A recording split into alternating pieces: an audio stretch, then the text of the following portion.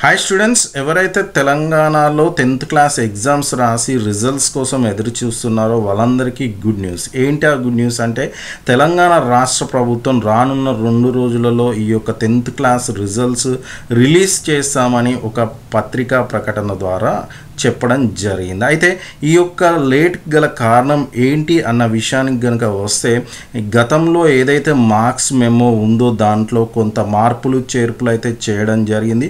ఈ యొక్క మార్పులు చేర్పులు చేయడం వల్లనే ఈ యొక్క లేట్ జరుగుతుందన్న విషయాన్ని తెలంగాణ రాష్ట్ర ప్రభుత్వము చెప్పడం జరిగింది. మరి ఈ యొక్క కొత్త మార్క్స్ మెమో అన్నది ఎలా ఉండబోతుంది, మరి పాత మార్క్స్ మెమోకి ఈ కొత్త మార్క్స్ మెమోకి మధ్య తేడా ఏంటి, ఇలాంటి పూర్తి సమాచారం మన వీడియో ద్వారా మీరైతే తెలుసుకోబోతున్నారు. మన ఛానల్కి కనుక ఇప్పుడే మీరు కనుక కొత్తగా వస్తే మాత్రం ఛానల్ని సబ్స్క్రైబ్ చేసుకోండి, వీడియోకి ఒక లైక్ చేయండి.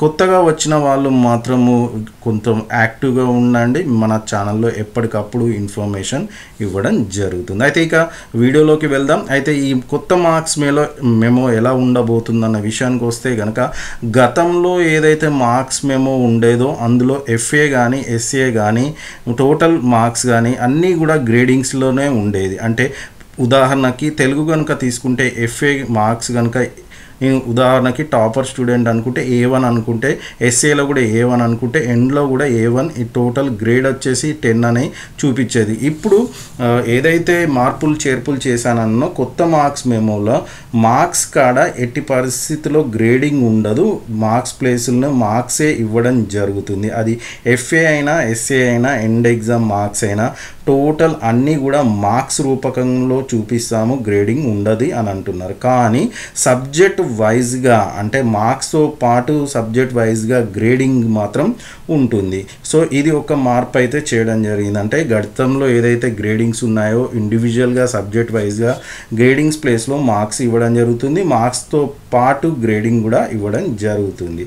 అయితే మరి గతంలో ఏదైతే మార్క్స్ మెమో ఉండేదో అప్పుడు CGPA అని ఉండేది. CGPA ఎంత అన్ని సబ్జెక్టులలో ఎన్నైతే గ్రేడింగ్స్ వచ్చాయో వాటి యావరేజ్ని క్యుములేటివ్ గ్రేడ్ పాయింట్ యావరేజ్గా ఇచ్చేది. మరి దాని స్థానంలో మరి మార్క్స్ ఇస్తామా లేదా అన్నది కన్ఫర్మేషన్ అయితే లేదు. కానీ మార్క్స్ మాత్రము గ్రేడింగ్ ప్లేస్లో మార్క్స్తో పాటు గ్రేడింగ్ ఇస్తామని తెలంగాణ స్టేట్ గవర్నమెంట్ అయితే డిక్లేర్ చేయడం జరిగింది. అయితే గతంలో అయితే చూస్తే కనుక మెమోలో లాస్ట్లో పాస్ ఆఫ్ ఫెయిల్ అన్న విషయాన్ని ఎక్కడ రాయలేదు. కానీ ఈసారి మాత్రము ఈ కొత్త మార్క్స్ మెమోలో పాస్ అని రాయడం జరుగుతుంది, పాస్ ఫెయిల్ అని రాయడం కూడా జరుగుతుంది. అయితే దీంతో పాటు గతంలో ఉన్న కోకరికులర్ యాక్టివిటీస్ అంటే కోకరికులర్ ఏరియాస్లో వాళ్ళ పార్టిసిపేషన్ అన్నది అంటే value education, life skills, art, culture education, work, computer education, physical and health ఎడ్యుకేషన్కి గతంలో ఇట్లా కోకరికులర్ ఏరియాస్లో ఉన్న వాటికి కూడా గ్రేడింగ్స్ అయితే ఇచ్చేది. కానీ దాదాపు అందరికీ ఇది